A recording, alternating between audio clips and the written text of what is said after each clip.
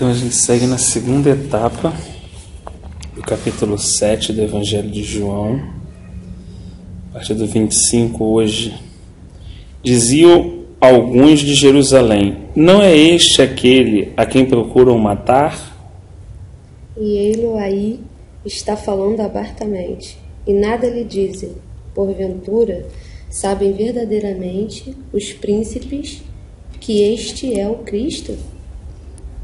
Ou então, quando o Messias vier, ninguém saberá de onde ele é, e nós sabemos de onde está o homem que vem.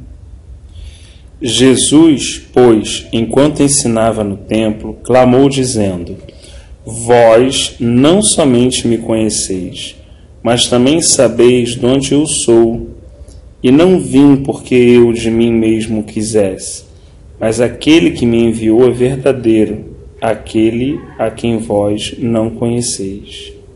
Mas eu conheço-o, porque dele sou e ele me enviou. Então quiseram prender Jesus, mas ninguém fez isso, porque a sua hora ainda não tinha chegado.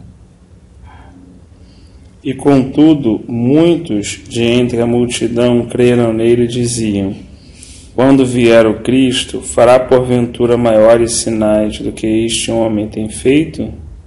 Os fariseus ouviram que a multidão murmurava dele essas coisas. E os fariseus e os principais dos sacerdotes mandaram servidores para o prender. Jesus disse: eu vou ficar com vocês só mais um pouco e depois irei para aquele que me enviou.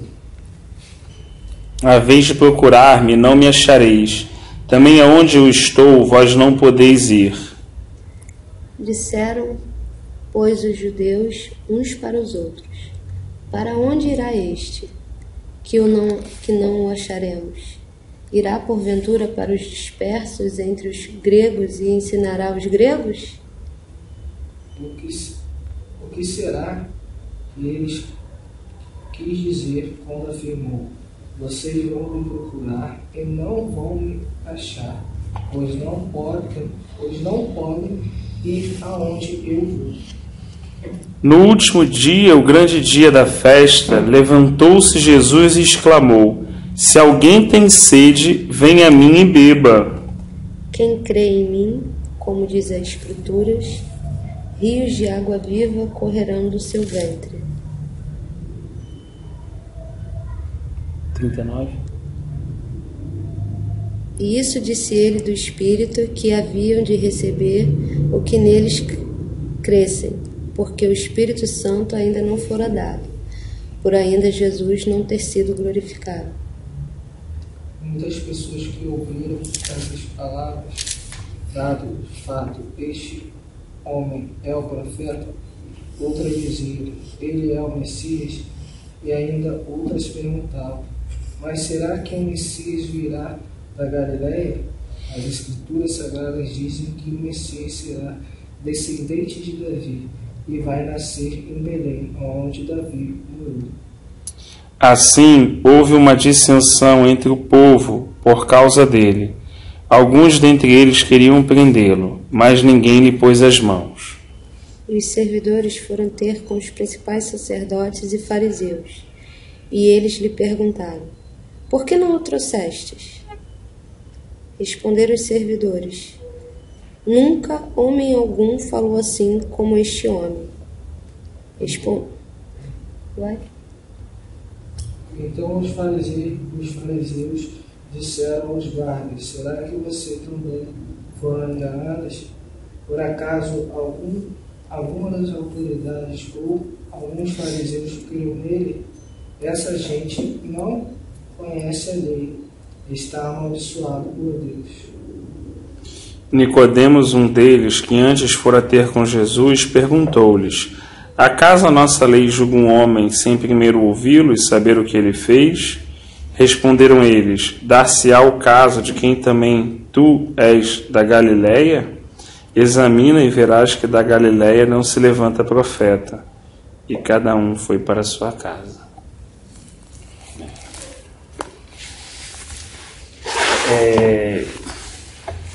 essa segunda parte, assim, né?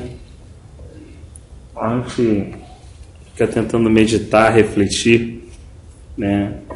Pelo menos até os versículos 25 até o 36, e parece que esse ambiente está muito confuso, né? O que me vem à cabeça quando a gente lê assim é que está extremamente confuso, né? Ele começa no 25 exatamente isso, né? Dizendo alguns de Jerusalém, não é esse aquele que eles queriam matar, mas ele está falando abertamente. Será que as pessoas reconhecem então que ele é o Cristo, né? E Jesus está ensinando a uma multidão que estava ali no templo, né? Compartilhando algumas palavras, né? Mas no versículo 31 diz: contudo, muito da multidão que creram nele diziam: quando vier o Cristo, olha só, tinham crido no que ele estava falando, né? Mas quando vier o Cristo, então assim, essa assimilação de que ele era o Cristo ainda não havia caído essa ficha, né?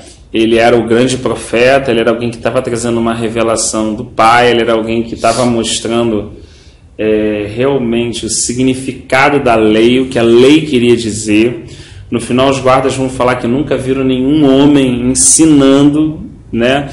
E um guarda, a gente parte do princípio que é o quê? Imagina uma polícia hoje, né? Um cara violento, um cara insensível, um cara que não cai em qualquer conversinha, um cara que não cai em qualquer lorota, né?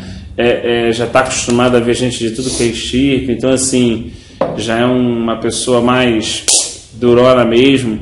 E até essa condição as pessoas, os guardas falaram que nunca tinham visto ninguém ensinar de fato como eles viam aquela pessoa que era o Senhor Jesus ensinando, né? Mas a ficha de que realmente o Senhor era o Cristo ainda não estava claro, né? E eu fico pensando, né? Assim, eu sei que é um pensamento meio, talvez, não sei, né? Mais uma reflexão pessoal, assim, não que seja uma doutrina, mas mais uma questão realmente de refletir, de pensar um pouco, que acho que é o nosso propósito aqui. Até que certo ponto o nosso cristianismo também tem essa realidade. Ou seja, a gente reconhece que ele é diferente, a gente reconhece que ele é um Deus diferente, a gente reconhece que ele fala umas coisas muito diferentes e assim, tremendas mesmo, que deixam a gente de cabeça para baixo, né? Que ele gera um movimento mesmo, que ele impressiona multidões, né? Mas até que certo ponto o cristianismo entende que ele é o Cristo, né? Quem ele é de fato, né? Quem é ele como pessoa. A gente sabe que a palavra Cristo, Jesus, o Cristo significa ungido para morrer. O único propósito que ele teve quando nasceu e abriu os olhos era morrer, né? Ele foi destinado à morte. Ele foi assim, o projeto que o Pai tinha no coração em relação à manifestação do seu Filho era entregá-lo numa cruz. Ele reforçou isso o tempo todo, né? O que ele dizia o tempo todo? Olha, eu vim para ser entregue, né, aos principais fariseus, aos saduceus, para ser açoitado e depois ser morto numa cruz. Ele falou isso aos seus discípulos, ele falou isso depois a um grupo um pouquinho maior. O tempo todo ele falava da sua morte, o tempo todo ele falava da sua entrega, desde o início do seu ministério, pelo menos, né? Mas ninguém compreendeu o propósito, que ele veio para morrer, né? Algumas pessoas entendiam que ele veio para curar, ele veio para libertar, mas ainda assim aquilo ele podia fazer só no ministério terreno, durante 3 anos somente, né? E ele fez, mas assim, o propósito central da sua vida era, né, desde o dia do seu nascimento, que mesmo sendo rei do universo, como os anjos revelaram aos pastores no campo, sendo rei, né, de toda a criação, ele já começou nascendo num estábulo de animais. Então, desde o seu nascimento, ele já nasceu morrendo para todas as situações naturais, para todas as lógicas naturais, e depois foi o tempo todo revelando que a vontade dele era fazer a vontade do Pai dele. Se for possível, passa de mim esse cálice, contudo seja a tua vontade, seja feita a tua vontade. Então, isso é uma coisa que me leva a perceber que não é fácil entender isso, né? Porque assim, a gente não é tão melhor que aqueles discípulos, que aquele povo, que todo aquele pessoal, porque, puxa vida, por que passaram tanto tempo e algumas vezes até alguns anos, né? E os irmãos não entendiam aquilo, eles não conseguiam entender de fato. O Senhor falando, olha, até alguns diziam que aquilo, né, não fala disso, repreende isso, né? Como é que o Senhor fica falando disso? Alguns até queriam cortar esse discurso dele, queriam repreendê-lo por ele falar assim, como Pedro fez, né? Chamando o Senhor à parte. Então ele subia no Monte da Transfiguração, descia a glória se manifestava, era tremendo, mas o propósito central continuava o quê? A morte. Morrer. Derramar a sua vida a favor de muitos. Entregar a sua vida. Então, eu fico pensando, né, e refletindo, né, que se ele assim caminhou com esse propósito, né, e é engraçado, né, que lá na carta, lembrei agora desse versículo, não sei porque veio à minha cabeça, na carta de João, que é muito interessante também, né, que tem o 1 João 3,16 e tem o 2, né? O primeiro é: Deus amou o mundo de tal maneira que deu o seu Filho unigênito para que todo aquele que nele crê não pereça, mas tenha vida eterna, né? E a outra, a primeira carta de João, capítulo 3, versículo 16, diz: nisto conhecemos o amor, que Cristo deu a sua vida por nós, e devemos dar a nossa vida pelos irmãos.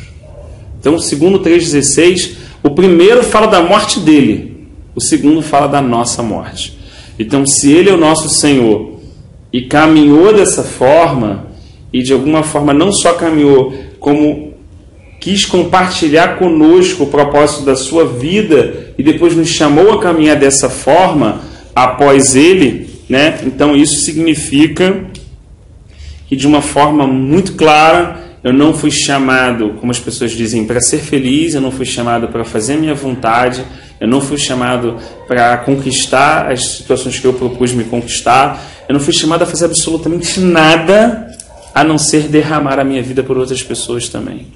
De alguma forma, é como o nosso lado egocêntrico, egoísta, gritasse, berrasse na cruz, e a gente, nem que por 5% da nossa vida, quisesse pelo menos dar um respiro, né? E a mensagem da cruz vem dizendo assim: o que eu estou te pedindo não é para você obedecer, para você abrir mão das coisas, para você, sabe, não fazer as coisas erradas. Porque ainda assim, se esse for só o teu propósito, depois que você avançar nisso, você vai falar assim: ok, agora eu vou querer viver a minha vida um pouco, né? A questão que não há espaço nem para isso, né? A proposta não é chamado para acertar, nossa proposta não é chamado para fazer um grupo de coisas, nossa proposta não é sermos chamados para, de alguma vontade, fazermos só alguma obra.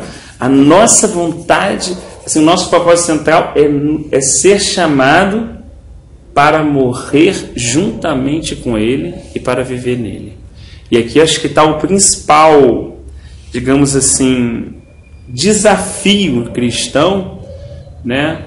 Porque a gente olha e vê que grande parte dos nossos dilemas está porque, de alguma forma, às vezes, tudo que a gente estabelece temos que fazer a obra de Deus, temos que fazer isso, temos que fazer aquilo, temos que andar correto, temos que fazer isso. E em algum momento a gente espera que, em retribuição a isso, ou não sei se tão claramente na nossa mente, alguma expectativa interior é criada, que em algum momento a gente vai poder viver um pouquinho da nossa vida ali, né? E o Senhor nos chamou e nos disse que não há espaço mais para a nossa vida. Ele nos incluiu na morte dele naquela cruz. Paulo fala em Romanos 5. Nós fomos chamados realmente para morrer completamente em todos os aspectos da nossa vida. E essa é a grande luta nossa, onde nós relutamos a todo momento. Se o nosso mestre falou, se for possível, passa de mim esse cálice, imagina o nosso nível de oração, então. Com certeza, né, o Senhor estava indo para ele, existia uma grande oposição para ele cumprir o propósito, que ele estava ungido para morrer, né? Mas ainda assim ele orou para que a vontade do Pai seja feita e ele se entregou. Essa parte de passa de mim o cálice, passa de mim o cálice no sentido de quê? É porque o Senhor, quando estava no Monte das Oliveiras, ele, né, logo depois houve a traição de Judas e tudo, né? E ele foi para aquele jardim do Getsemane, e ali ele entrou em oração, né? E ele entrou em oração a ponto da aflição, como diz Hebreus, que ele lutou tanto que ele passou a suar sangue naquele momento. Tal foi a luta interior que ele estava vivendo, né? E na verdade existia um cálice para ser tomado, né? Só que esse cálice é metafórico, né? Esse cálice era o cálice da paixão, era o cálice, na verdade, do sangue dele, que ia ser derramado, né? Existia uma vontade para ser feita, que ele falou lá antes de deixar aquele cenáculo, que olha, esse é o cálice da nova aliança, meu sangue que é dado por vós, né? E esse pão é o meu corpo. Então já existe aqui uma aliança, só que essa aliança, como se tivesse que levar em cartório para reconhecer, né? O selo total dessa aliança ia ser a morte dele naquela cruz, né? Ali ia selar a aliança. Por isso que ele falou no final, agora está consumado. Ele fala assim, se for possível, né? Parece até incoerente por tudo que ele disse e por tudo que ele viveu, mas imagina para ele orar assim o nível de aflição que a alma dele estava. Se for possível, passa de mim esse cálice, ou seja, que eu não vá para essa cruz. Se houver algum outro meio, meu Pai, de que eu possa selar essa aliança, de que eu possa cumprir o teu propósito, fazer a tua vontade sem ir para essa cruz, por favor, faça isso. Pelo Senhor, que escolheu fazer a vontade do Pai a todo momento, que abriu mão, que morreu todos os dias, foi algo, a gente entende assim, como Hebreus coloca, não dá para entender o nível de angústia que a alma. Ele falou assim, minha alma, ele diz assim, quando ele levanta, os discípulos estão dormindo, minha alma está angustiada até a morte. Imagina o nível de pressão que ele estava sofrendo. Imagina a quantidade de demônios, de luta espiritual, de guerra, o peso do nosso pecado, o castigo do nosso né, o castigo que era sobre nós, que nos traz a paz, estava sobre ele. Todo esse nível, né? Ele estava de cara mesmo com o espírito. De cara. Porque eu estava falando com o teu pai, e teu pai falou assim, conforme te alimenta a carne, só vê as coisas da carne, conforme te alimenta o espírito, só te vê as coisas do espírito. E realmente ele era uma pessoa super nesse nível espiritual, então ele deveria sentir até as tribulações das pessoas que estavam em volta dele. Jesus Cristo. Com certeza. Imagina todas as enfermidades, todos os pecados, toda a luta contra Satanás, né? E todas as suas hostes malignas, ele estava lutando como homem. Ele não estava ali como Deus. Estava ali vazio da sua glória, em semelhança de carne. Então, assim, imagina toda essa luta, e esse era o propósito dele, morrer como sacrifício perfeito para o Pai, né? E ele falou, Pai, contudo seja feita a tua vontade. Ele já saiu dali sabendo o que esperava ele nas próximas horas, né? Ele morreu uma morte humilhante na cruz, não só um sofrimento físico, mas principalmente um sofrimento na alma e um sofrimento espiritual, e entregou a vida dele. Imagina a luta, irmãos. Paulo, próximo da sua morte, também diz isso. Agora só me resta o quê? Ser entregue como libação. Libação era aquele vinho que você colocava sobre o sacrifício que já estava morto, né? Tipo assim, agora só falta realmente me atropelarem finalmente e acabar com a minha vida e eu ser entregue aqui ao Pai. Então a gente percebe assim um movimento, né? Um movimento assim de caminho para esse morrer, mas que na verdade, se a gente raciocinar, irmão, se a gente pensar, lembrar do Senhor, Quando o Senhor olhou, a terra estava sem forma e vazia, concorda? O que tinha ali? O Espírito de Deus pairava sobre a face do abismo. Tinha o quê? Caos.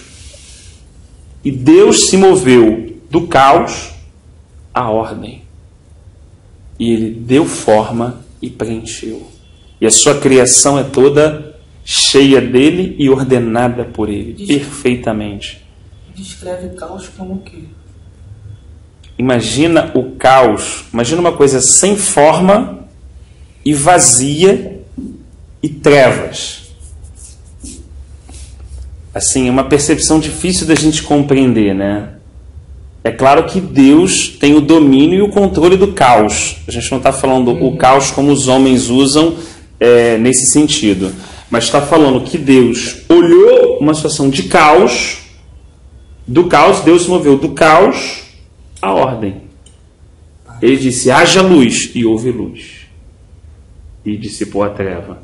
E depois, Deus criou o céu e a terra, e deu forma. E aí começou a preencher aquilo com Ele mesmo, com criações dele, né? E cada coisa que Ele colocava ali era palavra que saía da sua boca. Ele foi ordenando tudo. Ele fez uma coisa maravilhosa. Ele não criou o rio antes do mar, porque não tinha como desaguar. Ele não criou uma árvore frutífera antes da terra. Ele não criou, não tinha como colocar o homem se não tinha o que comer. Tinha uma ordem maravilhosamente perfeita. E Ele começou a montar todo o ecossistema, toda a vida e a interação com toda a vida numa ordem perfeita, por leis perfeitas, sendo regidas por Ele mesmo. A queda dos anjos foram antes? Foi antes. Eles vieram para cá. Foi antes. Bem, a serpente quando chegou, lembra? Estava tudo perfeito quando ela chegou. Não, porque tem essa parte já é porque, tipo assim, se passaram algum tempo depois dos dias lá de criação, isso, aquilo, outro, e o acontecimento do primeiro pecado, né? Eu só queria saber se... Que tem um relógio lá em cima e tem um relógio aqui embaixo, né? O relógio aqui embaixo você vê que estava tudo perfeito. Embora você já vê Satanás aqui, caído, oposto a Deus. Então a queda dele foi anterior. Né? Agora, anterior no relógio lá de cima é um pouco complexo. Alguns entendem que foi antes da criação mesmo, entendeu? Não, exatamente. É o porquê que se descreve a Terra como trevas e caos. E é como se... Alguns acham que esse caos foi por causa da rebelião angelical. De repente de ele encontrar já a Terra num estado já de... Só que espiritual. Aí Deus fez, tu vê que Deus faz o Éden, independente da Terra, é como se ele fizesse um jardim. Alguns irmãos entendem dessa forma, como duas criações. Porque a palavra do hebraico criou a Terra, era sem forma e vazia. Alguns irmãos traduzem como a Terra tornou-se sem forma e vazia. Por causa da queda angelical, da rebelião de Lúcifer e dos seus anjos. É muito complexo entender isso, porque está de forma muito resumida, realmente só por revelação, né? O que eu acho assim que é muito propício para poder ligar lá com o que a gente está falando de João é que, olha só, Deus se moveu do caos à ordem. E quando a gente olha o homem vivendo, você vê ali uma ordem perfeita, concorda? Temperatura, clima, alimentação, funcionamento do organismo, né? Vamos olhar assim, tudo, né? Digamos assim, não existia dor de coluna, não existia doença, enfermidade. E quando o homem quebra a comunhão, quando o homem deixa de olhar para Deus, dar ouvido para Deus e coloca alguém no lugar dele para ouvir, o homem se move o quê? Da ordem para o caos. Então aquele caos agora passa para onde? Para dentro do homem. Então, o desequilíbrio emocional, a vontade que antes era para louvor e glória de Deus, porque era criada a vontade, agora passou a ser o quê? Uma vontade dele. Ele passou a olhar a vontade dele, a ver o desejo dele, a ser guiado pela carne dele. Mais uma vez agora, ficou vazio e sem forma. Então, o que a gente pode entender? Então, que esse propósito de Deus nos conduzir à morte é uma glória. Porque Deus se move do caos à ordem, mas o homem se move da ordem ao caos. Então, o que esse velho homem sabe fazer? Caos. O que esse velho homem tem? Fúria, revolta. O que esse homem sabe fazer? Ferir. Certo? E aí Deus propõe o quê? Primeiro, envia o seu filho, que já estava separado antes da fundação do mundo, e unge ele para ele fazer o quê? Para morrer. E para incluir todos os homens na morte dele. Então o chamado dele, que era para morrer, agora vem para nós. Como? Através do convite. Aquele que vier, aquele que desejar, que quiser vir após mim, negue-se a si mesmo, tome a sua cruz e siga-me. Então, nós fomos convidados agora a morrer.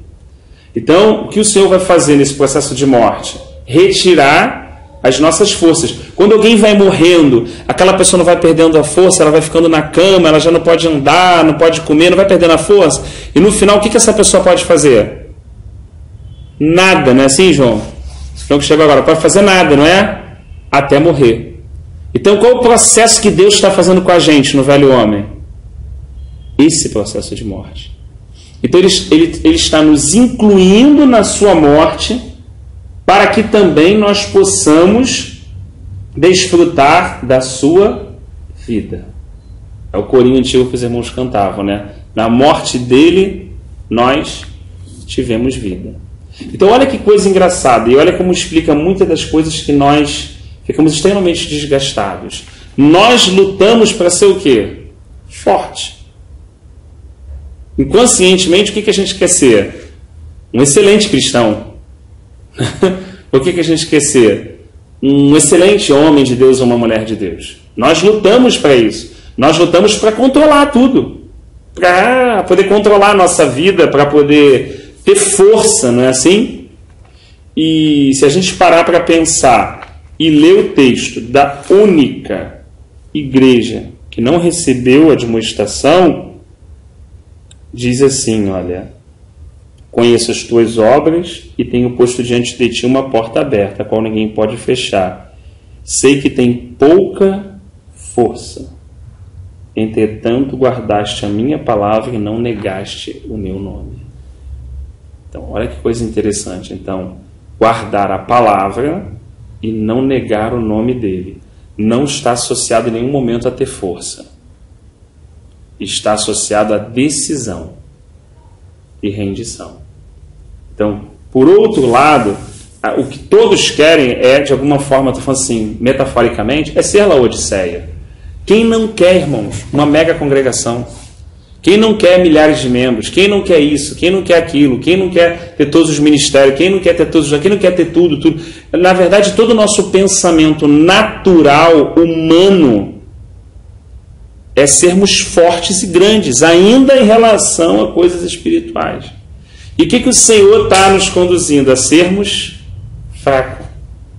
Como é que você acha que vai ser esse dilema? Eu querendo ser forte e o Senhor querendo fazer eu ser fraco? João, porque eu não entendo, mas ele diz que quando eu sou fraco, eu sou forte. Quando eu sou forte, eu sou o quê? Fraco. Então eu estou querendo ser forte. Eu estou querendo controlar tudo, eu estou querendo levar tudo, eu estou querendo, sabe, eu quero que tudo dê certo, eu quero não sei o que, eu quero que aquilo não vai dar certo, vamos orar, a gente quer tudo. E Deus quer me fazer fraco. Como Paulo falou, que Deus estava fazendo isso. Olha a luta que a gente vai entrar com Deus, num processo onde Ele está nos mortificando diariamente. E existe um grande dilema aqui da vida cristã, que muitos deixam passar até despercebidos, porque não conseguem sair do processo inicial da salvação, né? Então aqui há uma confusão generalizada. Por quê? Porque ainda não há uma compreensão clara quem é o Cristo. E quem é o Cristo? Aquele que foi ungido para morrer. Então aqui as pessoas conhecem quem? O Jesus, não o Cristo. Conhece aquele cara que está ali para fazer uma diferença, que ensina bem, que prega bem, que cura, que é uma maravilha. Entendeu? Só que eles não conseguiram entender ainda que o único propósito dele estar ali é morrer. Então aí vem quando eu trago isso para a minha vida. Será que eu tenho compreensão? Senhor, eu te agradeço pela tua obra na minha vida, eu te agradeço pela tua misericórdia, eu te agradeço por tudo que o Senhor tem me livrado. E tudo. Mas será que eu já entendi que tudo que Deus me livrou e me guardou ainda é para a morte? Será que eu entendi que eu sou como uma ovelha muda caminhando para o matadouro? Será que até o livramento que Ele está me dando, até o quanto Ele cuida e guarda, no final é para me conduzir à morte? Talvez isso não esteja claro para mim, Rafael, como não estava claro para essas pessoas aqui, né? E isso é um privilégio. Imagine, a gente fez uma ideia, né, de uma pessoa fisicamente, para a gente pensar em relação ao velho homem. Imagina, irmão, o velho homem perdendo toda a força, aquela natureza voraz e feroz, perdendo toda a força com a obra de mortificação da cruz. E como Paulo fala, o meu homem interior sendo fortalecido a cada dia e cumprindo 1 João 3,16, derramando a nossa vida por causa de outros, vivendo em função de outros, deixando esse tipo de rastro. Ou seja, é um propósito muito interessante que a gente pode de alguma forma refletir, né? Então, assim, nesse momento, Jesus, no último dia daquela festa que ele vem em oculto, mais uma vez a gente volta lá no oculto, né? Olha o ensino dele. Era chegar em oculto, era sair em oculto, era assim, o desfecho no final era terminar pendurado numa cruz. Ele estava fazendo um propósito. Tinha nada. Olha só, a Escritura diz que tudo é para ele, por ele e através dele. Mas ele viveu na própria vida dele, embora isso fosse uma verdade, ele viveu através do Pai, pelo Pai, para o Pai, né? Então não teve nada, não teve nenhum momento, como a gente brincou da última vez, que alguém chegou e falou: ai, Jesus, me deu uma força, sabe, ó, isso aí mesmo, tal, uma hora Deus vai te dar uma vitória. Às vezes Deus faz essa vitória com a gente, como algumas pessoas colocam, né, no mundo pentecostal, é aquele alento, na verdade, é porque ele vê que a gente vai desfalecer, ele dá aquele alento, mas até esse alento é para renovar, para instruir a gente, para preparar a gente para a morte. Não vai ter jeito. Não tem espaço para Adão na nova criação, né? Não tem espaço para a minha vontade ou para o meu desejo, né? Então ele diz assim: levantou-se Jesus e exclamou: se alguém tem sede, venha a mim e beba. Quem crer em mim, como diz a Escritura, do seu interior fluirão rios de água viva. Ele estava querendo falar a respeito do Espírito que essas pessoas iriam receber quando crescem nele, porque até aquele momento não fora dado. Então aqui tem uma importância muito grande, né? Você vê que nesse processo de morte, o Senhor de alguma forma aponta que é impossível a gente caminhar nessa direção se não for por meio do Espírito de Deus. Não tem como. Não tem como morrer diariamente se não for por convencimento e condução do Espírito de Deus. Não é como. Qual é o nosso natural? O nosso natural é dar um coice, o nosso natural é reagir, o nosso natural é não aceitar aquele processo, né? E depois é como você abaixar-se e falasse assim: tá bom, Deus, vai ser assim então, do jeito que o Senhor quer. Como é que um treinador doma um cavalo selvagem, né? Ele coloca o quê? Ele tem aquela cerca, né, assim. Primeiro ele deixa lá o animal um tempo e tal, depois ele bota aquela cordinha, lembra? E o animal fica girando como? Em círculos, né, assim? Parece alguma coisa? Lembra do povo da Terra Prometida? Lembra da gente? O que ele faz? Ele vai deixando o animal em círculos. O animal bate. Quando ele termina uma volta, ele está onde? Faz muita coisa sentido na nossa vida, né? Quando a gente para sentar nisso, né? Tu fala assim: agora eu já avancei, mudou muita coisa aos nossos olhos. A gente girou e depois a gente voltou e está naquele mesmo lugar. para eu ser amansado naquele aspecto da nossa vida, né? Então, o que o treinador está fazendo? Ele está fazendo o que, na verdade? Você pode falar assim, ele está matando o cavalo? Ele está matando a vontade do cavalo. Por quê? Porque ele está treinando aquele cavalo a tal ponto, a tal detalhe, que depois aquele cavalo, por exemplo, pode ser utilizado para levar uma carruagem real, conduzir alguém de uma forma tão suave que mal você vai ouvir o trote daquele cavalo. Aquele cavalo que vai, quando ele fala assim, parou, aquele cavalo vai parar no exato momento, vai fazer, e vai chegar para aqui e para lá, certo? Então, qual foi o processo que o treinador usou? De esvaziamento da força daquele animal. E não é diferente nessa questão espiritual. O que o Senhor nos ensina diariamente, quer nos ensinar? Que, cara, Ele vai criar as circunstâncias que forem necessárias para minar todas as nossas forças. Ele não quer que a gente seja forte na gente. Ele quer que a gente se torne forte nele. Só que para a gente se tornar forte nele, a gente tem que ser fraco em quem? Na gente. Por isso Paulo falou que quando eu sou fraco, então eu sou forte. E olha essa briga, irmãos. Olha essa luta nossa com Deus. Ele quer nos tornar fraco. Ele quer nos esvaziar. Ele quer nos conduzir a essa realidade. E nós estamos querendo ter razão, estar certo, entender, dominar, controlar o tempo, controlar os propósitos, fazer com que as coisas aconteçam exatamente naquele momento. Então não é uma luta simples. Paulo orava pelos irmãos, né? Então a gente tem que estar, como a Dai falou hoje, orando uns pelos outros, né? Porque a verdade é que em alguns momentos você para e pensa, cara, eu não quero morrer tanto assim. Na vida cristã é isso. Você, Senhor, eu me rendo, eu te entrego, isso é isso, é aquilo, tá bom, ótimo falar tudo isso. Mas existem certos momentos que você tem que parar diante de Deus e falar assim, não quero morrer. Para esse aspecto da minha vida, eu não quero morrer, não. Isso aqui, aparece dentro da gente uma vontade forte em relação àquilo que a gente quer que aquilo seja feito. A gente quer que, olha só, eu faça a tua obra, eu te sirvo, eu oro, eu sou dizimista, falo caraca, meu irmão, fala pra caraca. Mas nisso aqui você não vai. Então, quando isso se manifesta, isso já é uma prova real de que há algo no nosso interior para ser colocado no altar. Agora, existe uma luta entre o Espírito de Deus e a nossa alma para nós rendermos esse aspecto dessa vontade no altar do nosso Pai, né? E não há como fazer isso sem a ajuda do Espírito Santo. É uma ilusão. É uma ilusão. A religião, ela pode nos bitolar ou nos lavar nossa mente no sentido de a gente cumprir liturgias, da gente cumprir alguns aspectos e vontades para que a gente fale assim, puxa, se sentir bem. Mas o que o propósito de Deus deseja não é isso. É levar 100% a morte da nossa vontade e a vontade dele em nós. Lembrando que isso é ruim? Isso é ruim quando eu parto do princípio que eu estou analisando o quê? De agora.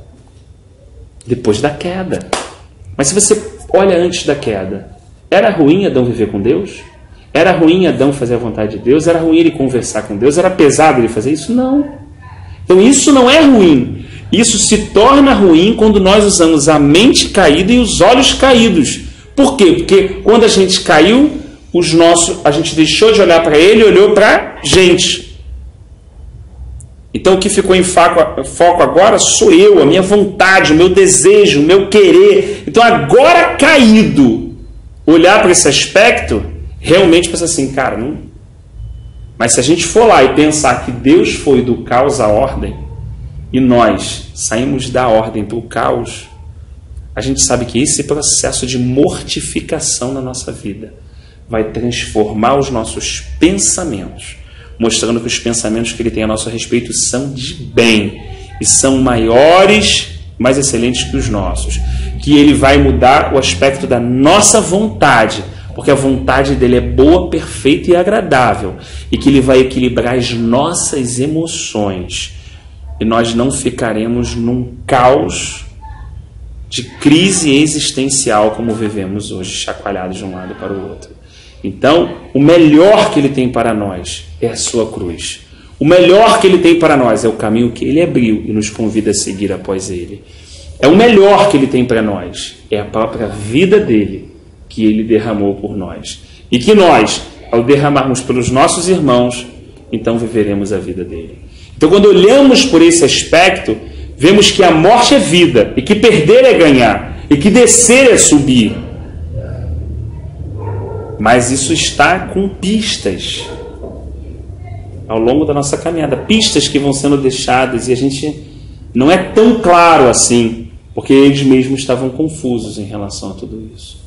Né? É mais fácil identificar o Jesus que cura, o Jesus que multiplica, o Jesus que vai lá socorrer alguém.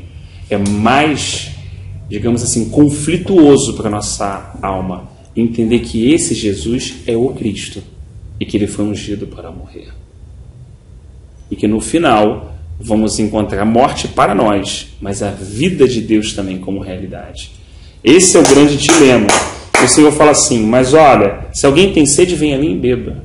Ou seja, eu tenho água, eu tenho na verdade vida. O Espírito de Deus é aquele que pode conduzir cada um de vocês até aquela realidade. Veja bem, o povo mais uma vez dizia, esse é verdadeiramente o profeta.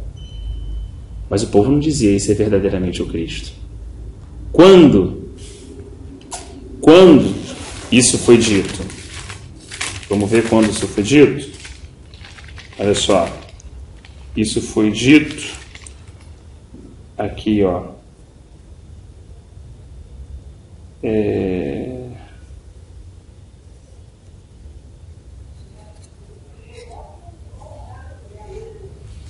Isso foi dito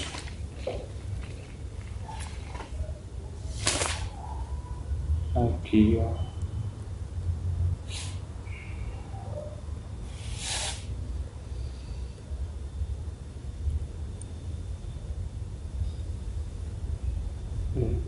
Vendo o centurião que tinha acontecido, deu glória a Deus, dizendo, verdadeiramente esse homem era justo. Em algumas versões, vamos ver aqui, Mateus 27.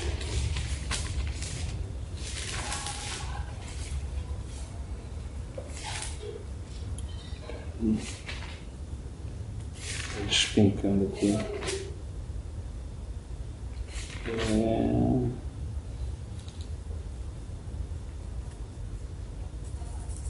Aqui, ó. Verdadeiramente esse era o Filho de Deus. Ali perceberam, na sua morte. Né? Então, uns diziam, ele é o Cristo, outros diziam, porventura o Cristo virá da Galileia. Então existia assim, muita especulação mental, né? Porque se você entra no raciocínio aqui, por que não perguntaram a ele? Ele vivia na Galileia, mas ele nasceu em Belém, era só ter perguntado. Mas é aquela tentativa de você entender as coisas pela mente mesmo, pelo raciocínio humano.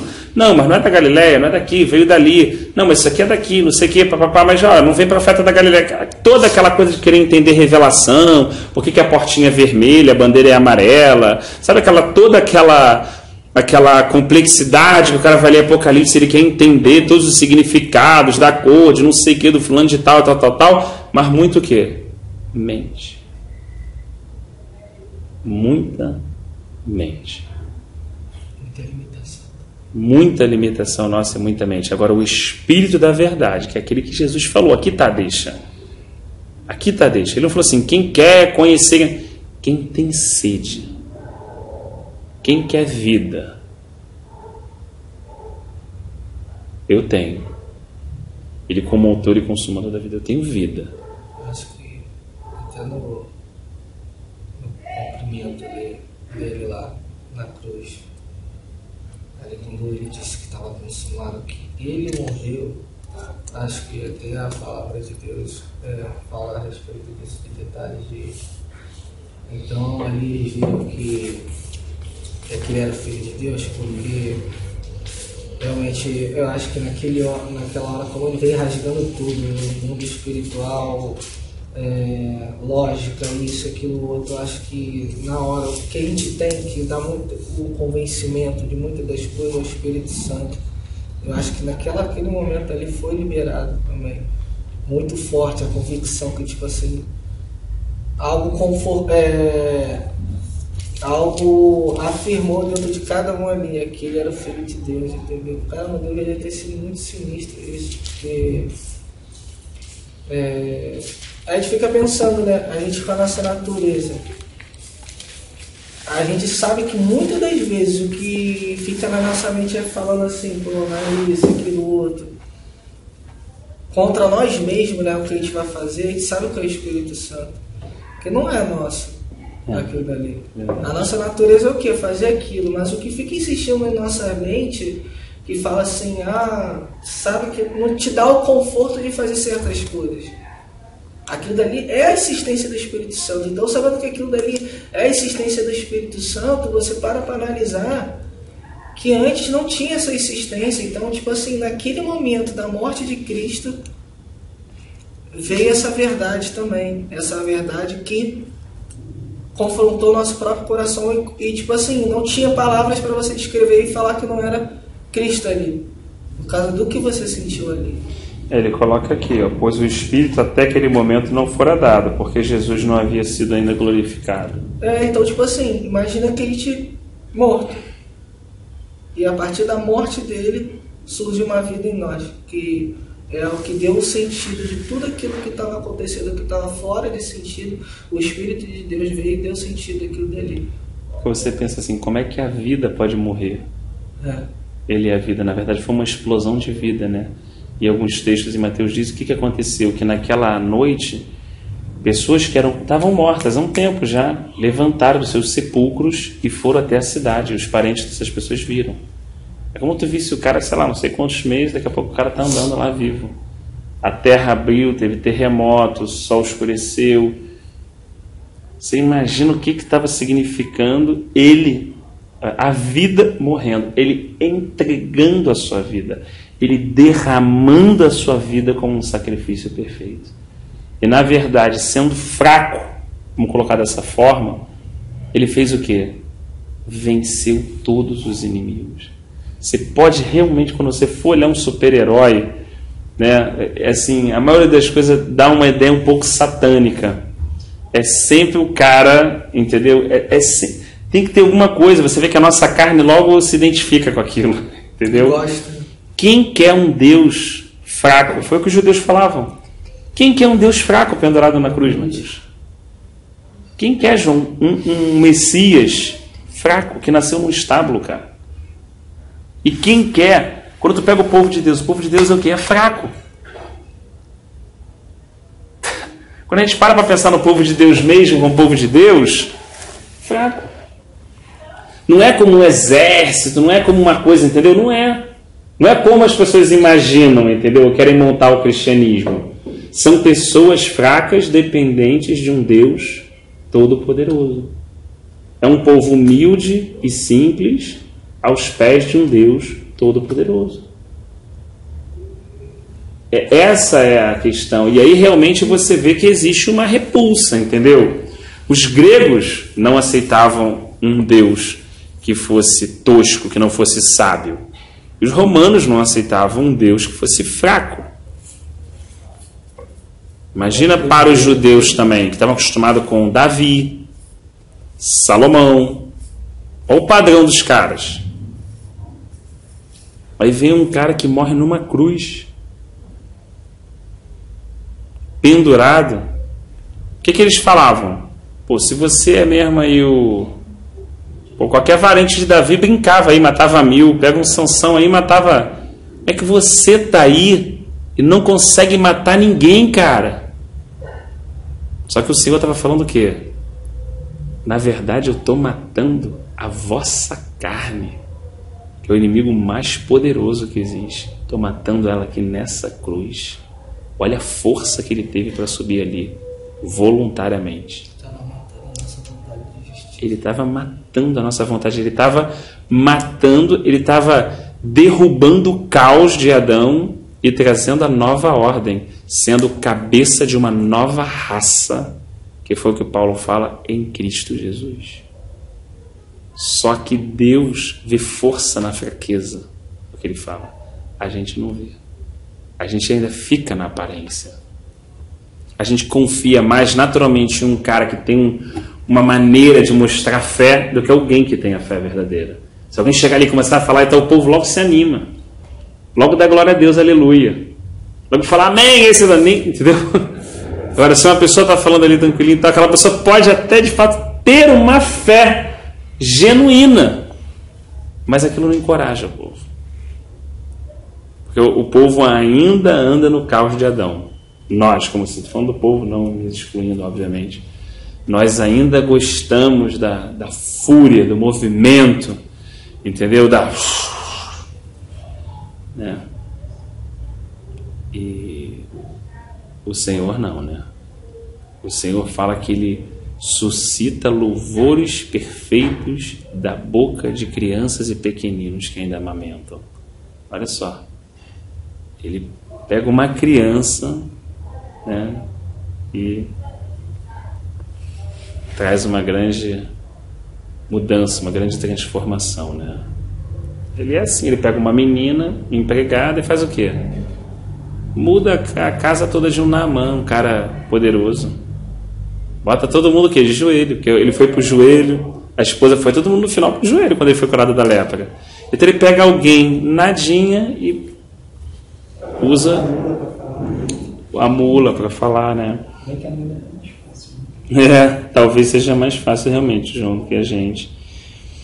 Então, assim, chega nesse aspecto aqui no versículo 50, você vê que a alta sociedade religiosa, os fariseus e saduceus, estavam completamente endurecidos e desacreditados de que aquele era o Messias. Jamais. O que eles esperavam? Um cara super culto. Mas tinha um cara aqui que ensinava como ninguém esperava. Mas não tinha o aspecto que eles esperavam. Sim? Então isso é uma coisa que assim, fala bastante ao meu coração.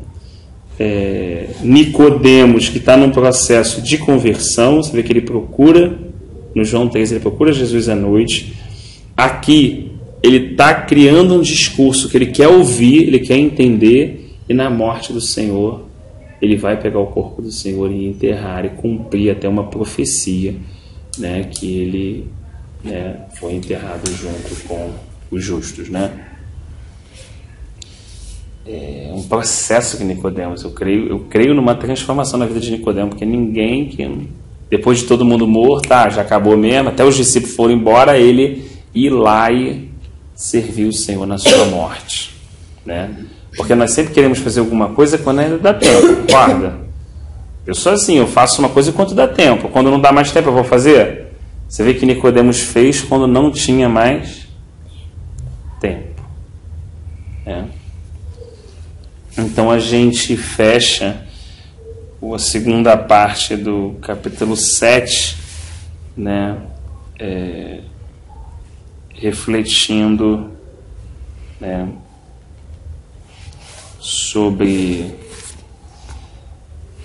esse processo que Deus quer fazer conosco através da cruz, de retirar a nossa força adâmica. É o que a gente faz com os nossos filhos quando disciplina, a gente cansa, a gente dobra eles, né? E aí Deus também vem de alguma forma fazendo isso conosco, né? Quando podemos pedir ao Senhor que abra o nosso entendimento, nos dê realidade espiritual, que nos ajude a entender que, né,